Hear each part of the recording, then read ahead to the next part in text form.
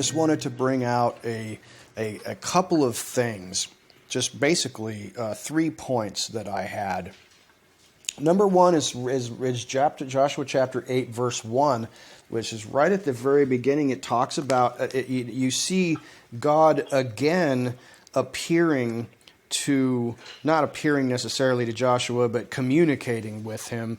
And he says, "Fear not, and neither be dismayed." This is a repeat from chapter 1. So a little bit later, we see these words of encouragement coming again to Joshua. And it makes you think about why that might be. Because it started just before everything got rolling, and they were about to cross over the Jordan, and he's getting everything ready. God is telling him like 3 times in chapter 1, do not be afraid and be encouraged. He repeats it multiple times.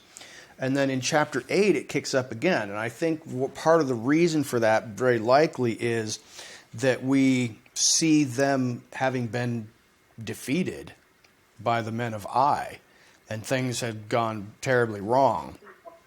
But right here, he's about to redeem them and give them victory over Ai. But one thing that caught my attention this time, and this was something that I don't know whether I've ever really addressed it, but I know that I've talked about fear from a biblical perspective on multiple occasions in the past. And one thing that caught my attention is that when you look at that Hebrew word for fear not, I believe it's yara. I could be wrong about that. It's something like that.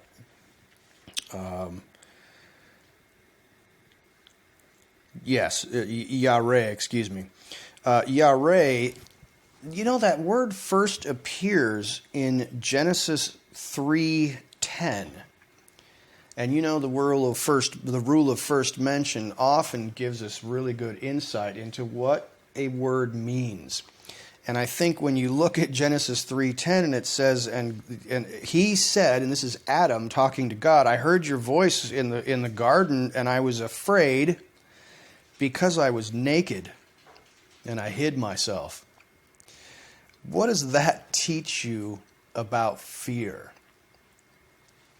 The very first mention of the word fear in the Bible is where Adam says, "I heard your voice in the garden, and I was afraid because I was naked, and I hid myself." Guilt, shame, disobedience. Absolutely. I think fear is often a result of us getting out of alignment. That is really what causes fear, I think, is getting out of alignment with God. And I don't know if you know anything about having your car aligned, for example. If your car is not aligned, what happens? Your steering's not very good. Your steering is not very good. Your tires wear unevenly. It can start dog walking, doing strange things going down the street sideways. It's kind of going straight, but it doesn't look like it. But, being out of alignment with God is, I believe, what causes fear. That means that you are not aligned with His will. Adam clearly was not aligned with the Father, and he experienced fear because he felt exposed. I think nakedness and fear are inextricably linked, because that fear comes from the unknown, and nakedness is really the epitome of the unknown. You know what I'm saying? I have no covering for myself. I have no protection for myself. I fear what is out there. And I think Adam is fearing God. He is fearing God. Surely he had heard the sound of God walking in the garden before. Does that a frightening sound? Not when you're in covenant. When you're in fellowship, it's not. God knew right away, though. God knew right away what was going on. Absolutely. So I think that we have to look at 2 things that I would say in regards to fear, and that is, you've come out of alignment. Number 2 is Fear is a blessing from God. You really have to look at it that way. When you begin to be afraid, that is not a blessing. But the fact that you are afraid is an indication. It's a signal. It's a flashing light that says something is out of alignment. Fix it. When you're afraid, it's a flashing signal. It's not good, it's not comfortable, but it alerts you. It's your alert system. It's literally a physical response to a spiritual problem. I think one of the biggest problems with the church today is they don't fear God. A lot of them don't. You're right. Yeah, there's a lack of fear of God in general, and unfortunately, you're right, amongst believers too.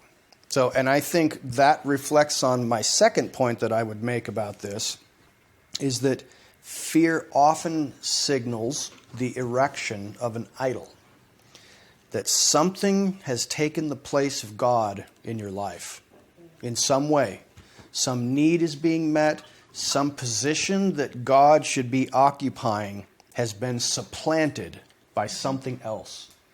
And that is what causes fear. And I think that this first mention in Genesis 3:10 is just screaming that. It's really letting me know something has come out of alignment, and I am fearing something other than God. I have replaced God in a certain portion of my life with something else, and I am now feeling vulnerable and naked and afraid. And that is what the root of fear is, I think.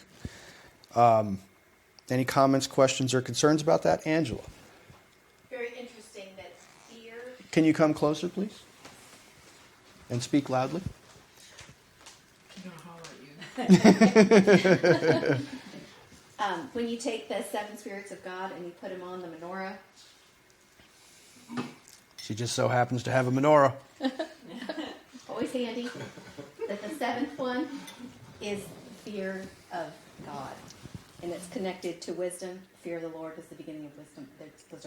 They come from the same spot. But that if you look at the 7 churches and you put them on here, with what he just said, that Laodicea is the 7th church, which lines up with fear, the fear of God, and it talks about them being naked. Interesting. Yeah, did you guys hear that online? Yeah. Not as well as you would like. Okay, Angela was talking about the 7 spirits of God, and that if you arrange them on the menorah, the last one is the fear of Yehovah, and that the 7 churches also line up with that menorah, and the 7th church is talked about as being naked, and so there's an interesting connection there. I think that's an excellent point. The next thing that I want to bring to your attention is in Joshua 8, verse 2, where it talks about how in Ai they are going to, it says, and you shall do to Ai and to its king as you did to Jericho and its king, only the spoil of this place and the cattle of this place you will take for yourselves. Because remember, in Jericho, everything was cherem, verboten, so to speak, banned. But this time, all the plunder is yours. And I think, I know that in the first case it was set aside, dedicated to God because of Joshua. But you often see that something that you would desire, God has prohibited to you. For example, the fruit of the tree of knowledge, for example. And I know some of you would say maybe that tree was planted by the enemy and it was not a good tree, but who knows. But why is it that God gives them access to all the loot in this case, but didn't in the first place? Well, it could be that first one was a first fruits offering. But I think I would point out that timing is everything. That God has the things that your heart's desire for you, but at the proper time and to the proper degree. And that's the important point, is that if God is withholding something from you now, just be patient, because there's a time coming when it probably will be set aside for you. And I think this kind of illustrates that. It's not always clear, but we must trust in God. He wants good things for his children, and he wants them to have good things, and he wants them to experience many blessings. But sometimes he withholds those things, and nobody knows why exactly. We just know that if he wants us to have it, we're going to have it. And I think that this kind of illustrates that. The final thing that I would bring your attention is right at near the end of chapter 8, which is in 8:30, which is where we start talking about this chapter seems to switch right quick. As soon as we've gotten done with destroying the people of Ai and that little conglomeration of people there that live on that hill, then we're suddenly going over to Mount Gerizim and Mount Ebal in order to set up the altar, to basically build some type of a monument, to put the commandments of God into this monument, for half of the people to go to Mount Ebal and half on Mount Gerizim, and with the Ark of the Covenant and the priests down below. We're going to pronounce the blessings and the curses. And it just seems, in fact, scholars look at this and say, this doesn't make any sense at all. Why is the whole narrative of the biblical narrative interrupted with this thing when they're in the midst of battle? They don't have time to stop and, how long did this take? So somebody's like, so they just tack this on later on. I'm like, I don't think so. I think this is illustrating a really important point. You must stop in the midst of battle sometimes to worship God and to do the things that he has commanded that you do in regards to worship. And I think the perfect example of this, and the most basic example of this, is the Sabbath day. We interrupt our work week every week. On that seventh day, bam, everything's done. Right in the midst of things that are going on, and there's lots of this, and oh my gosh, I got to get all this done. Yeah, this is what happens. And I think this is another perfect example of it. I don't believe this is just some kind of weird scribal interlude where somebody after the fact tacked this on us. Oh yeah, they also did this. And they're like, well, they couldn't have gone up to Hebron at Mount Ebal and Gerizim because they hadn't conquered that territory yet. I don't know. I don't know how it happened or why, but I do know that it happened, and I do know that it happened for a reason. And I think the reason is, as I stated, you've got to sometimes interrupt your busyness, and the battle needs to be drawn back a little bit, and you need to take that time to connect with God spiritually, to recharge the batteries, to keep his commands. I think it's about worship. So all the people traveled 30 miles north to Shechem to erect a monument on Mount Ebal and Gerizim. Now, what was transcribed on this monument? It says he wrote down the Torah. Like, is that even possible? How would you do that? Now, most people think that they didn't write all of the 5 books of Moses on some whitewashed wall that they created, but most likely everybody seems to agree it was probably the 10 Commandments, which I think makes a lot of sense. But it also talks pretty explicitly about the blessings and the curses. And I think that there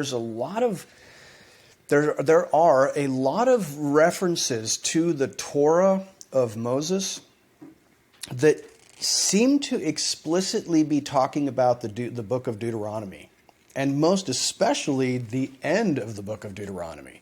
That's a really common idea within Judaism, is that oftentimes when the reference is to the Torah, it's specifically talking about the instructions about going into the land that are really, really focused on the book of Deuteronomy. And I don't know, but that maybe these guys inscribed or put red letters on whitewashed wall or something with the 10 Commandments and maybe the blessings and the curses, but they certainly erected a monument of some kind to commemorate this thing, pronouncing the blessings and the curses. And it also indicates that they read the Torah.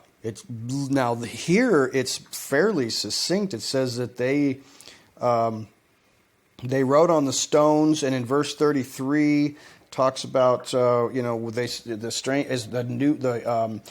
the stranger as well as the homeborn Israelite, half of them on this mount, half of them on that mount. And then in verse 34 it says, afterwards, after they had done this ceremony, he read all the words of the law, the blessing and the curse, according to all that is written that in the book of the Torah. There was not a word of all that Moses had commanded which Joshua did not read before the whole congregation. Now, are you familiar with when are they supposed to get together and read the whole Torah together? Does that happen in Scripture? Every 7 years. That is correct, Jerry. Every 7 years at the Feast of Sukkot, they get together and read the entire Torah in the ears of the people. You can see this happening in the books of Nehemiah and Ezra when they come back from the Babylonian captivity, which is also interesting because we're going to be talking about that in a moment in relation to chapter 9. So is it possible that they went over to Mount Gibal and Arizim in the valley of Shechem on Sukkot in order to do this, and that they were on a 7-year cycle, and that this was the end of the 7-year cycle when it was required to read the entirety of the Torah to all the people? It's certainly possible.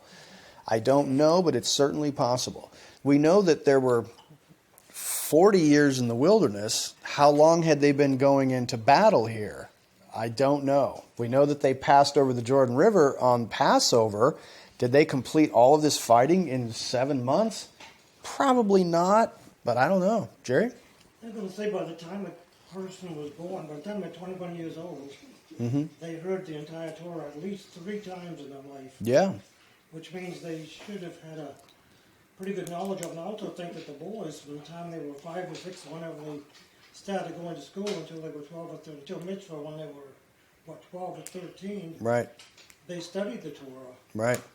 Yeah, and I think that's so crucial, and I think it was really a blessing for us as a fellowship to go through the Torah cycle. It was really a frustration for me trying to tackle like multiple chapters of the Torah every week. That was really challenging. But just reading all 5 of those books in 1 year, it's not like going through the Bible in a year, because you got to be reading quite a bit to get through the whole Bible in a year. But just the 5 books of Moses, reading those, it's 2 to 3 chapters, sometimes a little bit more every week. It's a decent pace, but it's very fulfilling. And I think I can't even imagine during the Feast of Sukkot, sitting down with a group of people and where you're really hanging out together and you're not separating at all. You're basically all in the camp, and every evening there's bonfire and some food, and everybody kicks back and goes into a food coma while somebody is, reciting the entirety of the Torah over 7 days. Quite fascinating. Wouldn't that be very interesting? We will undoubtedly experience that in the kingdom. Jimbo. Yeah, the altar was of unhewn stones. Do you think that they inscribed the 10 words on the stones with a chisel, or do you think they painted them on? My understanding from looking at the Hebrew of this text, it doesn't actually mean to inscribe like with a chisel. I believe that most people think it was written in some type of indelible ink of some kind on whitewashed plaster. Is kind of what I'm thinking. It also has to do with the fact that that it says that in the text that no iron, they're not allowed to do. Now I know that that's the stones of the altar. You're not allowed to work them with an iron tool. But if you set up an altar of unhewn stones, and then how can you chisel onto them? Because you'd be wielding a tool on them. And if you plaster them, well, you're not going to chisel plaster. That doesn't really work. So I'm assuming that they wrote on plaster that had covered these unhewn stones. My assumption. Because we've got to eventually renew our awareness of what the law requires.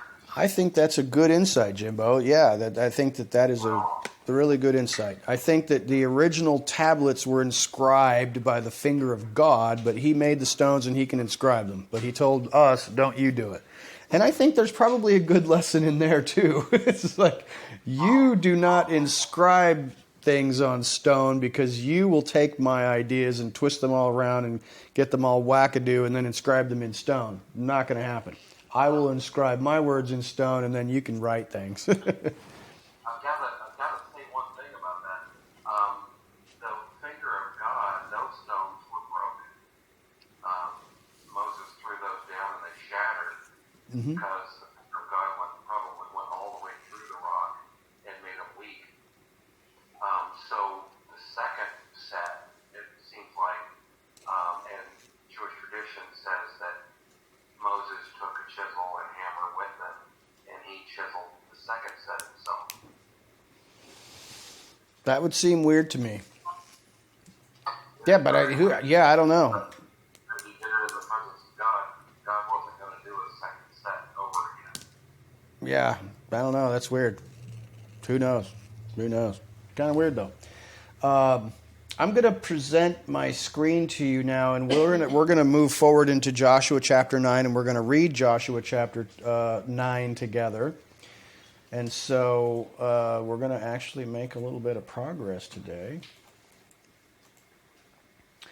So here's the title screen, and here is Joshua chapter 9. Let's see what it says. All right. Joshua chapter 9. Allow me to take a drink.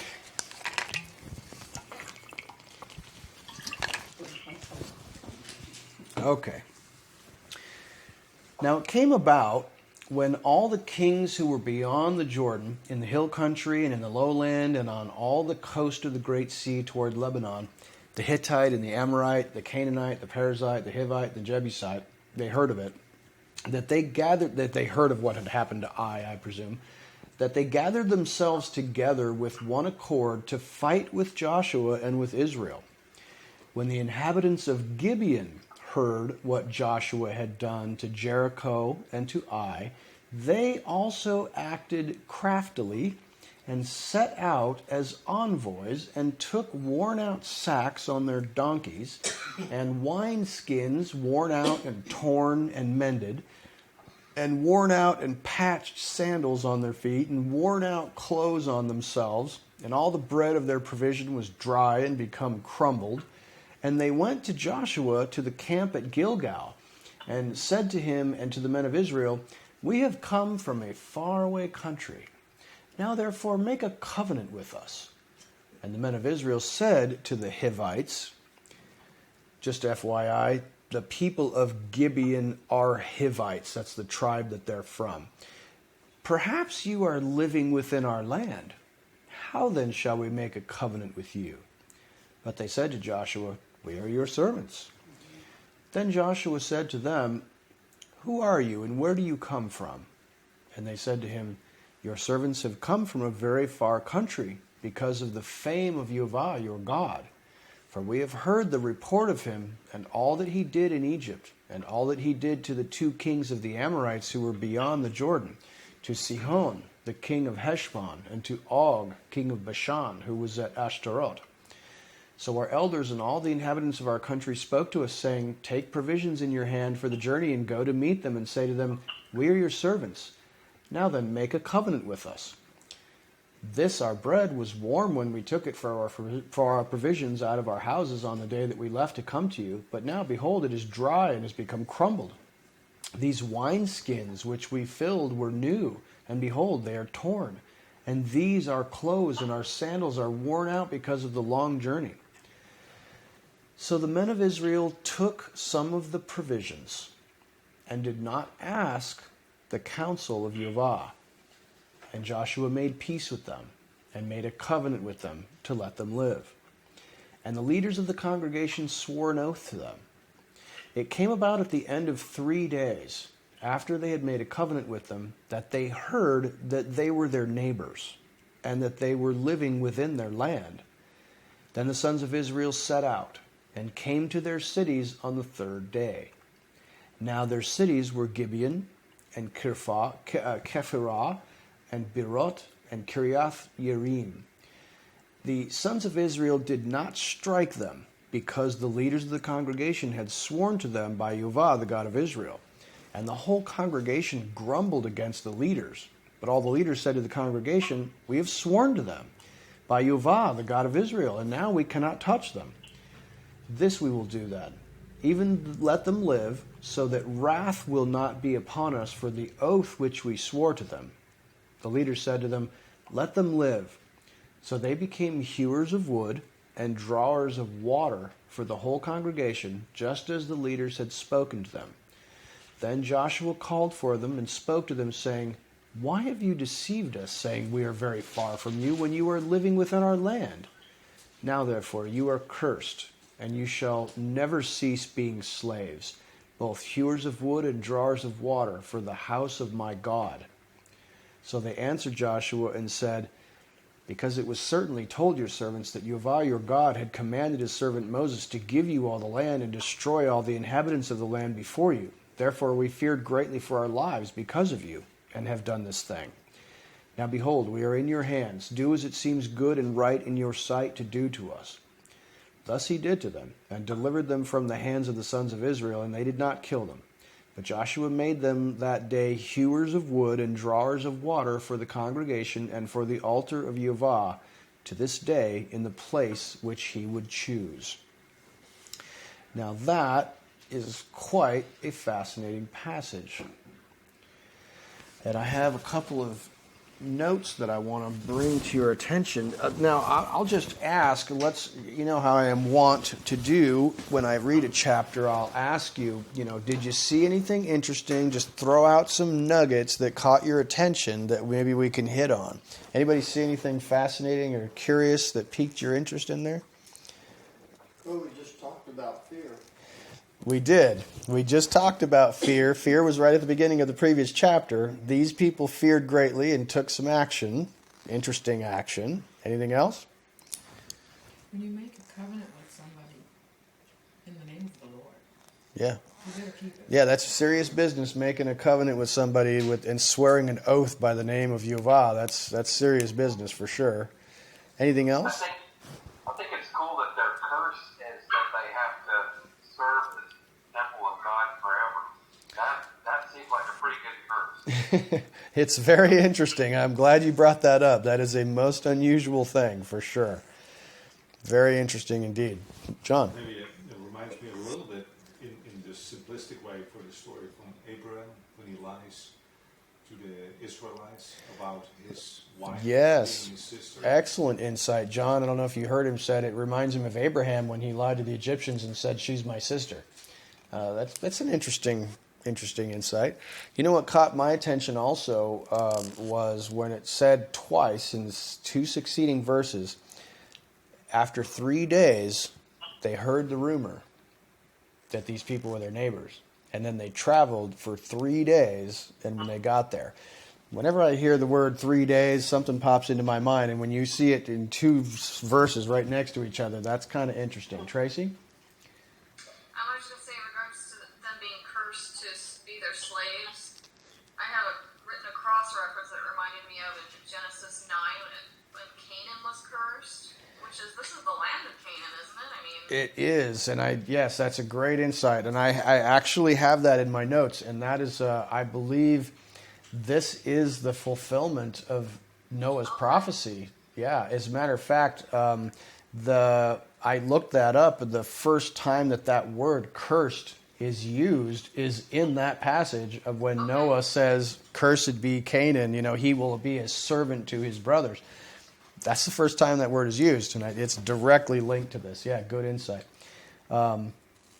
So yeah, there's some fascinating things happening in this section, and I don't know that we'll have a chance to get to all of them, but let me just bring a couple of things to your attention. Number one,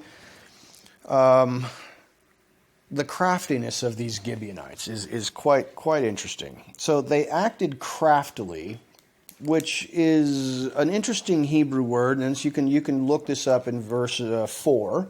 is where it says that they acted craftily. This is the Hebrew word orma, which literally means they acted on purpose. But this Hebrew word is often used in the Psalms for like using wisdom.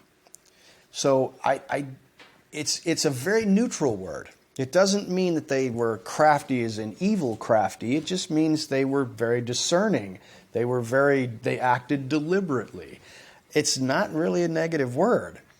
And I think that you're definitely left after having read this section about the Gibeonites thinking to yourself, how do I judge these people? Are they wicked and what they did was wicked? Are they bad people? They were supposed to be wiped out, but they acted craftily and saved their lives. You also kind of look forward into history and see what happened with these people. Very interesting things when you look forward in history and see who did these people become and what happened to them. Fascinating, and we'll look at that in a moment. But the word craftily doesn't really have a negative connotation. And I don't excuse them necessarily, but it's curious to me. Second point I would make, they say, we're your servants. Now that is not them saying, oh, we'll become your servants.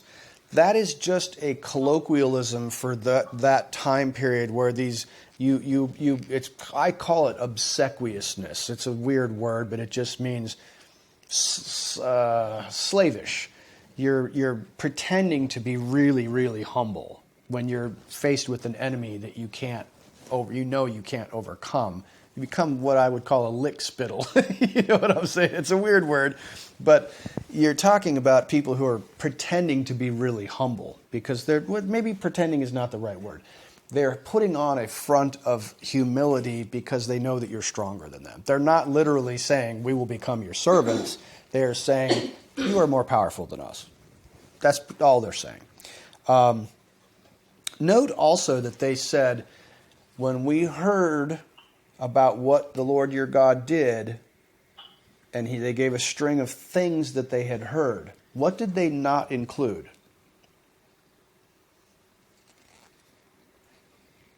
Everything's old stuff. It's old news. Yes, it's old news. They brought forth the old news. They brought forth, we heard what your God did with Egypt. We heard what your God did with Og of Bashan and these other places in the Transjordan. They didn't mention anything about Jericho, and they didn't mention anything about Ai. That's because that's new news, and if they had given that up, they would have been like, wait, how did you hear about that? That just happened. So that would have been a dead giveaway that these people were lying. So they are very clever. They are very clever. Now, interesting thing here, I want you to think briefly and compare the Gibeonites, which are actually Hivites that live in the city of Gibeon. Compare them with Rahab the harlot. Do you see any comparison at all to what these people did with what Rahab did? What similarities do you see and what differences do you see? Don't destroy me. What's that? Don't destroy me. Don't kill me. I don't want to die. And we're going to take action. Correct, yeah. Yep. Both of them were fearful for their lives and took some type of action. Both of them lied, but to different people. Okay. Rahab lied to her superiors in her government and said, I don't know where those Hebrews are, man. Yeah, I saw them, but go catch them, So she lied. She didn't lie to the Hebrews, though. These people lied to the Hebrews. Both of them did save their lives. Both of them made, I don't know if you want to call it a confession of faith in this case.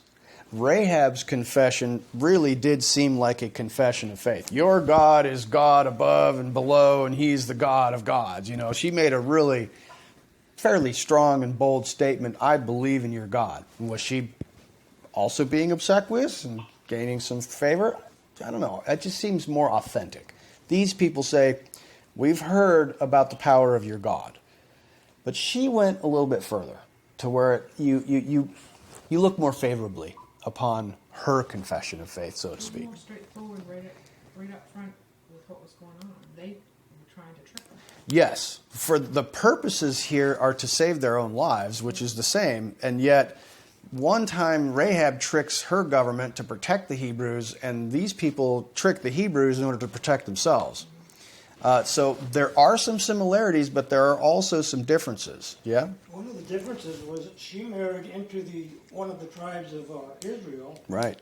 and she didn't become a servant. Actually, she became part of the line of Christ, where the Gibeonites, whatever, they were servants, slaves, bond servants, whatever you want to call them. Right. Right. So definitely Rahab according to the New Testament, Rahab in the genealogies of Matthew says that Rahab was an ancestor of the Messiah. So, and it tells us at the end of that section, chapter 5 or 6, I think, that she did integrate and moved from the outside the camp to inside the camp, which is interesting because when I come to this history of the Gibeonites in a moment, you're going to see that they did the same thing. They moved from outside the camp to inside the camp. Tracy? So all that the scripture reminds me of when Messiah said, "He who seeks to save his own life will lose it. Whoever loses his life for my sake will find it." Mm-hmm. And when you think about what Rahab did, is that she was putting her life on the line, lying to her government for Yahweh's people. Mm-hmm. So essentially losing her life for Yahweh's sake. And Yep. Joshua was a type and shadow of Messiah. Yep. And whereas these guys are coming in, and it reminds me of the whole gospel thing. Like you see people in the faith that are like living and picking up their cross and following Messiah, and you got people who are preaching death, doom, and destruction. You don't want to die. You don't want to go to hell, do you? Right. And it's like all about saving your own skin. Right. That's a good insight. I will say that looking at these Gibeonites, it's hard for me to judge. I know that something's wrong with them, and this is not a good scene. These don't seem like good people who are doing a good thing at all. But what it does remind me of, in a weird kind of way, and you let me know if you think this is totally off the reservation. You remember that parable that the Messiah told about the shrewd money manager who was not managing his master's finances very well, and his master said, "You're fired." So what did he do? He went to all the people who owed his master money and says, "How much do you owe my master?" "Oh, $100. Let's settle the debt. 75. And he's totally ripping off his master and doing unscrupulous things, and he's fired. But then Yeshua said, "That guy was pretty prudent." That's a weird parable to me because he seems to be condemning the guy, but then he's also saying, "I got a little bit of grudging respect for this person."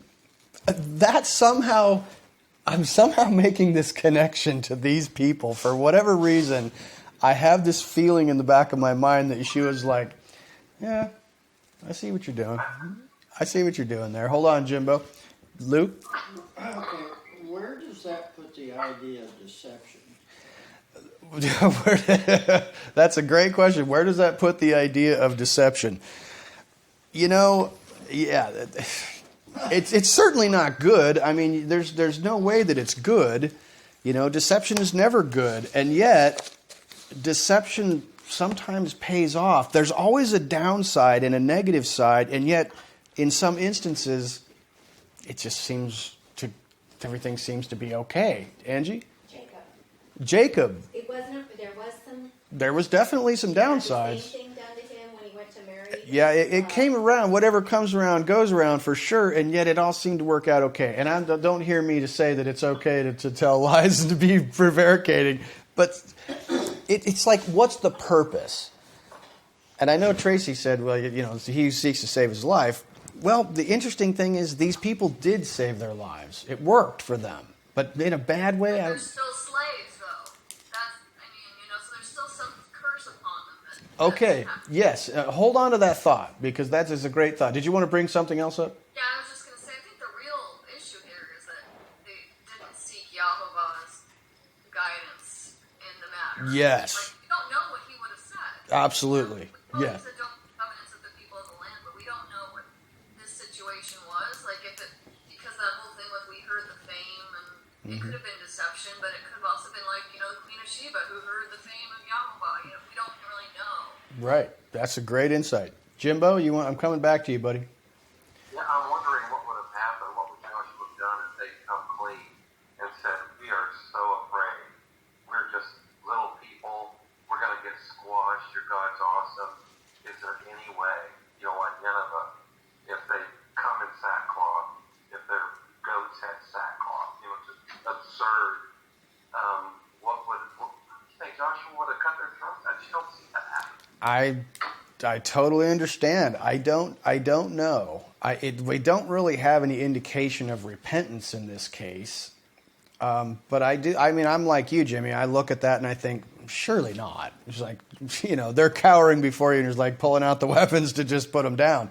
I don't know. Angela? Didn't the spies make the deal with Rahab without consulting the Lord as well?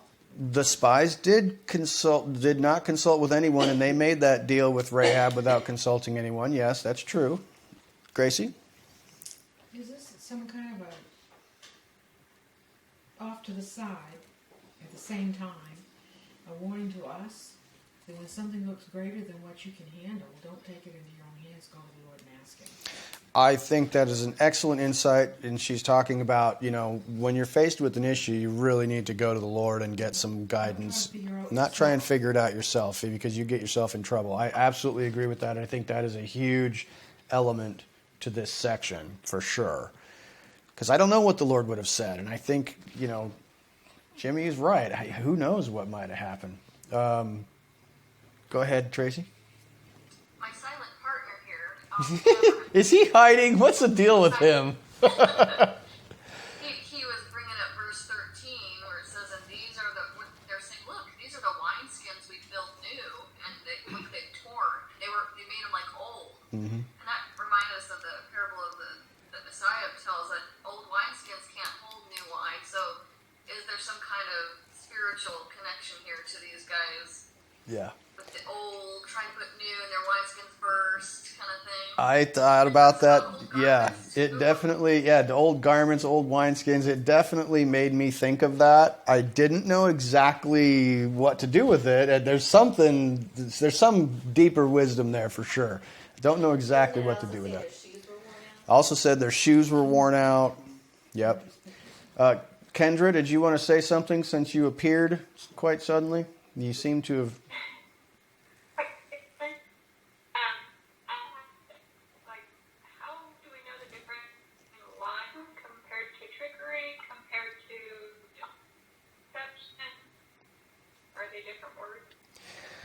Okay, so you were breaking up quite a bit, but I think I got the gist of your question. How do we know the difference between lying, trickery, deceit, corruption? Are those, different Hebrew words? That is a great question. I did not pick up on that and dig a little deeper into that. I maybe somebody wants to take a moment and look into that and circle back to us. Did you have anything on that regard, Kendra? Are you leading us by our nose hairs? Are you going to tell us? If you come up... Yeah, look it up. Yeah, if you come up with anything...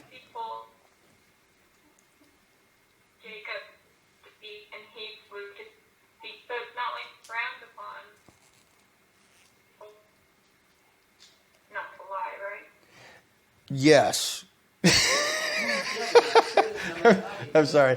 I have no idea what you said. I'm pretending like I knew what you said. You must have a really bad connection, because I'm just getting little tiny bits and snippets of what you're saying.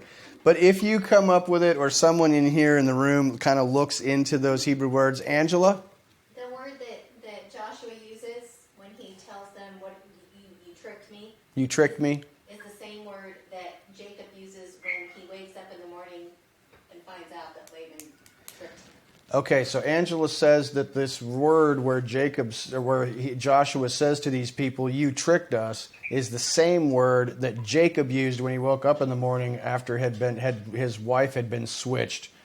He told Uncle Laban, "You tricked me," which makes sense. This is a very similar type of situation. But yeah, that's looking into the different words in Hebrew that might have to do with trickery or deceit or something like that is a great idea. So, might be a little bit more digging in regards to that to find out. Carla? Just, I can't help but think about these guys coming to Joshua and company, and even presenting themselves as willing to be under them and becoming a public worker for them. And, it reminds me of like when God told the Hebrews when they left Egypt that, people that were the Egyptians were going to come with them, sojourners and strangers with them. And so this is another group of those in a way, and I find it very interesting in verse 27 because they were made to be these hewers and drawers for the congregation and for the altar of Jehovah. Would you really, include somebody there who doesn't want to serve Jehovah to be working the altar? And then it even said in the place where he would choose, Jehovah would choose. So Jehovah would choose where they work. So then he would pick what happens to them. I just found that very interesting. You could read it that way. That is certainly an interesting insight. I think, that's actually, it's funny that you brought that up because that is the very next point on my own notes here. It says, these people are serving the house of Jehovah. What is the deal with that? Now, some of the Hebrew commentators brought out the idea that, okay, these people were supposed to die because they're idolaters and they're filthy, they're corrupting. So they tricked us into letting them live. So what we'll do is we'll attach them forcibly to our God. It's almost like a forced conversion. You know what I'm saying? It's like convert or die. You're going to serve the altar of our God, which I thought that is very unusual to begin with, because as far as I know, the tribe of Levi is supposed to be serving the altar of God, and to bring in these Hivites is really unusual. But they suggested that maybe it was the case that this was meant for the purpose of drawing these people away from their idols and attaching them to Jehovah so that they would not corrupt. We have to let them live because we've sworn an oath to Jehovah. It would be worse for us to break our oath to Jehovah and kill them than it would be to let them live. But we need to mitigate their impact on us since we have to let them live. Let's attach them to the house of our God in some way so that they will be around the household of God all the time. Angela, I can see that you've got something, but you must approach.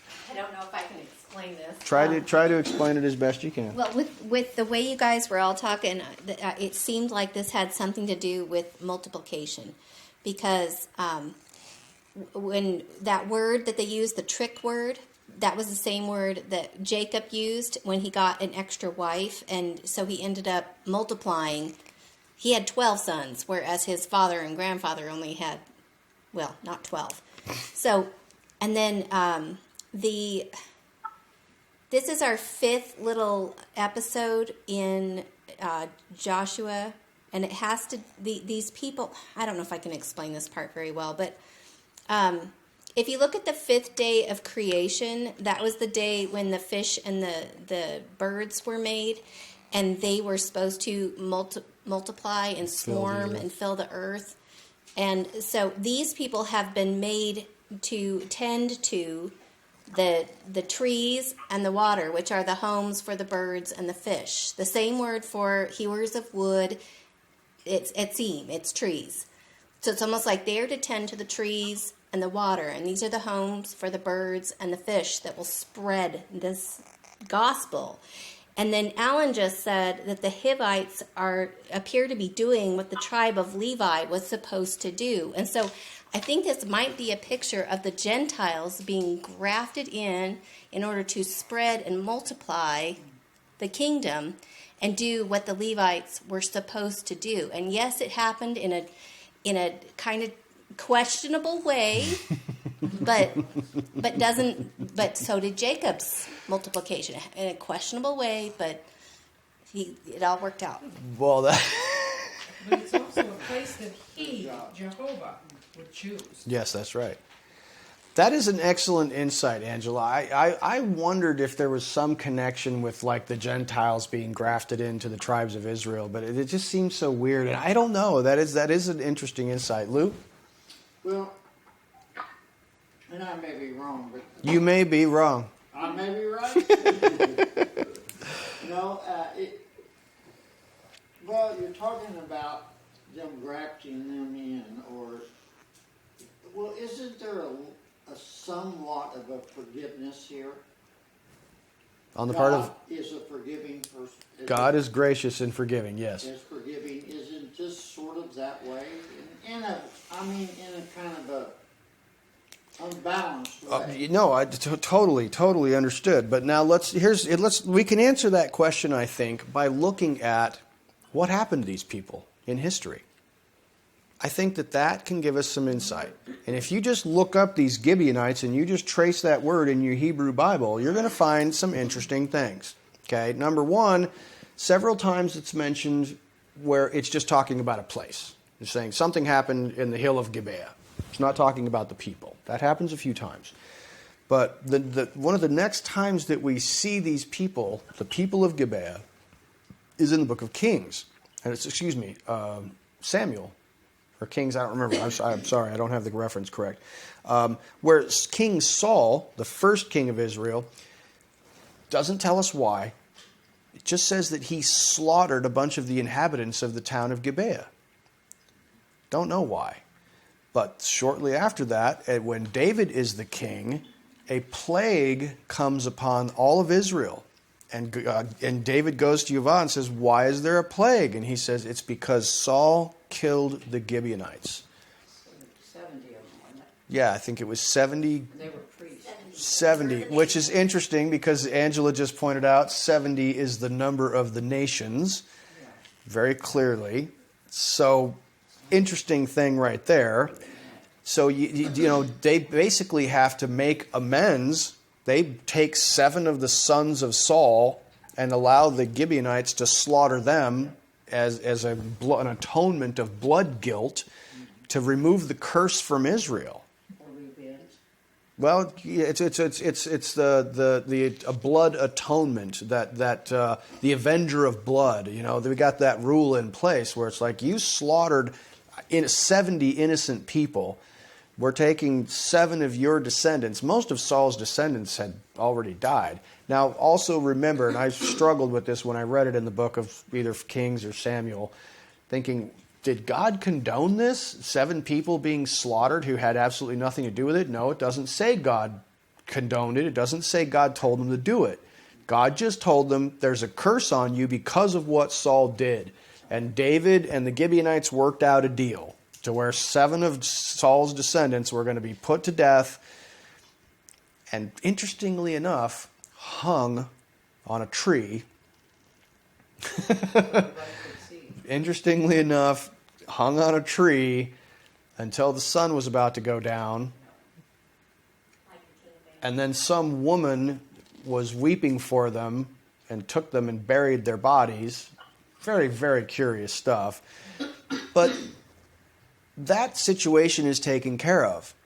The next time we see the Gibeonites, most fascinating, is, number one, we never see any hint of the Gibeonites in any of the scriptures actually being servants. Chopping wood, serving the altar, drawing water. We never see that. It's never mentioned in scripture at all. But the next time we see the Gibeonites, they are actually returning from Babylon with Nehemiah and helping him rebuild the temple. It says 95 of the inhabitants of Gibeah returned with Nehemiah to Jerusalem to rebuild the temple that Nebuchadnezzar had destroyed. That's cool. I never realized that. Never thought of that. It's most fascinating. So in an interesting way, they did serve the temple by rebuilding it. Fascinating things going on here with the Gibeonites. Now, I'm going to wrap this up. It's getting close to time. Number one thing that is quite curious to me is it says that the men, and this is in verse 14, and I want to read this to you because I thought this is the most ridiculous thing I've ever seen. In verse 14, it says that the men of Israel and the men took of their victuals, but they did not inquire at the mouth of Yahweh. Why would they take of this moldy bread? What in the heck are they talking about? We're going to test your theory by eating your moldy, dusty, crusty bread and sampling some of the wine from your wineskins? That doesn't make any sense at all. But when you look at... Okay, so I'm going to just read you my notes to just kind of truncate this because I know we're running low on time and I want to cover a couple things. It says it's interesting to note that this Hebrew word to describe the victuals that they sampled from the Gibeonites is the same word that is used throughout the scriptures for hunting and wild game. In fact, the first two times it's used is again in Genesis 10:9 and Genesis 25:24 in relation to Nimrod and Esau, which is exactly what we saw the last time we looked up these words in its slightly different context. Does this signify more than that the Israelites simply tasted of their food? Why would they want to sample old, moldy food? Would this not rather signify that because of the craft of the Hivites, they were able to introduce their own twisted ways to the children of Israel? That they taught them to become mighty hunters as they themselves were? To value political craft, dominating others and lording it over them? This is the way of Nimrod and Esau for sure. The biggest issue of this section seems to me that the Israelites did not consult with Yahweh for his insight and guidance. This is often our problem. Yahweh wants to have a trust-based relationship with his people. I'm sure he's delighted when his kids come to him and ask for his advice. I know that as a human father, that would be my delight if my sons came to me when they had an important decision to make. How tragic the idea that they would go and make a foolish decision without asking for my wisdom when I could have saved them a lot of trouble. I think that the issue is being double-minded. We already know what our desire is, and I think that we have an inkling of what the proper path is, but we don't want to bring it to Yahweh's attention so that we can feign ignorance later. That was my thoughts on that, is that, number one, they took of their provisions is just an odd phrase. Literally, the word take means like taking a bride. Their provisions is not talking about bread. That Hebrew word can be interpreted that way, but most often it is interpreted as hunting or game that has been hunted, which is, again, going back to Esau and Nimrod. I just wondered if there was some type of spiritual significance happening there. Jimbo? That's likely not kosher, whatever it is. Yes. Yeah, not kosher. Not likely not kosher, whatever it is. It just was a weird oddity. It was like sampling their wares. Why would you do that? Then I looked into the words and I thought, okay, there's something different there. So possibly that they were trying to, that was the first attempt maybe by these Hivites to infiltrate. Maybe the Israelites kind of took some of that in. I'm not sure. Interesting to think about, though.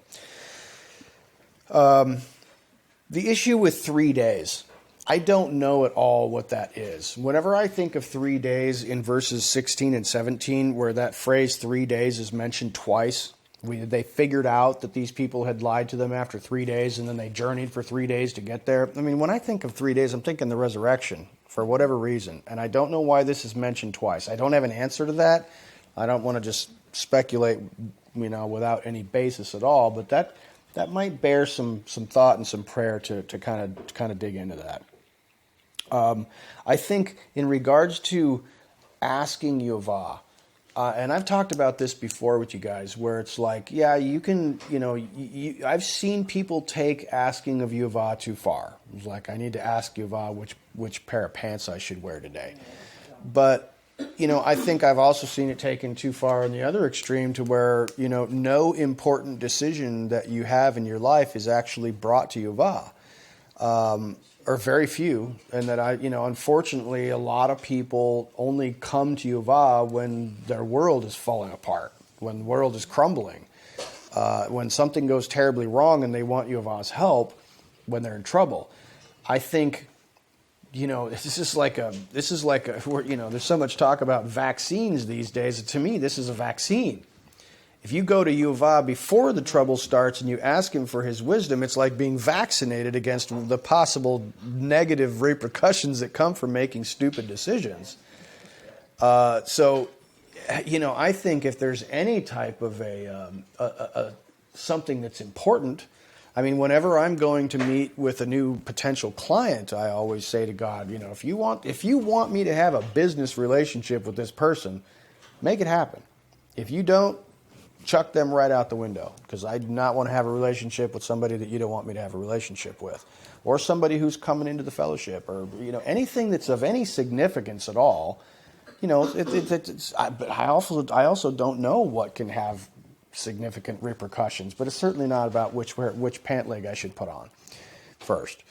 But I think we often don't go to God. I think it could be sometimes because we forget. We just don't think of it, which is a tragedy. It's a real tragedy to just think that we would just be blundering along through life without even thinking to myself, oh, maybe I should ask God. I suppose that's possible. Another thing that occurs to me is this double-mindedness thing that I brought up a moment ago from my notes, and that is that we often, I think, we know what we want to do. And we don't necessarily want to ask God for his input because we're going to do what we want to do no matter what. And then if we don't ask him and he doesn't come out and say, don't do that, we can come back later and say, I didn't know. Better to apologize than ask for forgiveness. Or better to ask for forgiveness than permission. I think is, unfortunately, that is the very epitome of what it means to be double-minded. And you know what the Bible says about a double-minded man. He is unstable in all his ways. Your life becomes unhinged. You get out of alignment. You begin to fear. Things are going all kinds of crazy because you're not seeking the will of God in the different aspects of your life. My final point. My final point is this. If Joshua, the book of Joshua, is a prophetic type of shadow picture of the return of the Messiah at the end of the age, and I firmly believe that it is, then who are these people? What do they represent? I don't know the answer to that question, but I have some thoughts on the idea, not about necessarily who they are, but what is that? Does it perhaps suggest something? Does it perhaps suggest some people who are on the planet when the Messiah Yeshua returns and says, okay, you're God. We didn't listen. Don't kill us. Let us live. We'll serve you.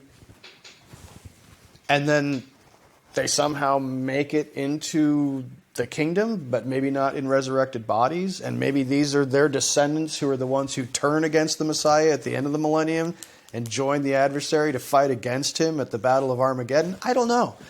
Some weird, totally speculative issues here, but I just wanted to bring it to your attention. If this is a prophetic shadow picture, and I think it is, what might these people represent? I don't know. Any ideas? Yes. Oh, Angela has an idea. What is your idea, Angela? It could be Sardis. What? It could be the assembly at Sardis. They could be the assembly at Sardis. Now, why would you say that? What characteristics of the assembly of Sardis do you think fit this? I know your deeds, that you have a name, that you are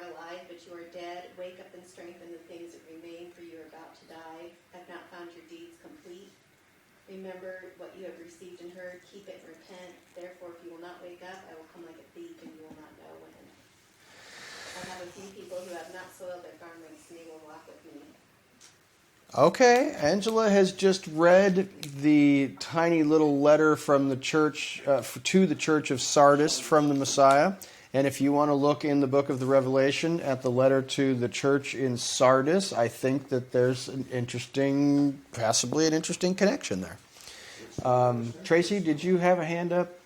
Oh, okay. I think that's all I have for you. I thank you very much for your time and your attention. Many blessings to you. Let us pray and we'll wrap it up.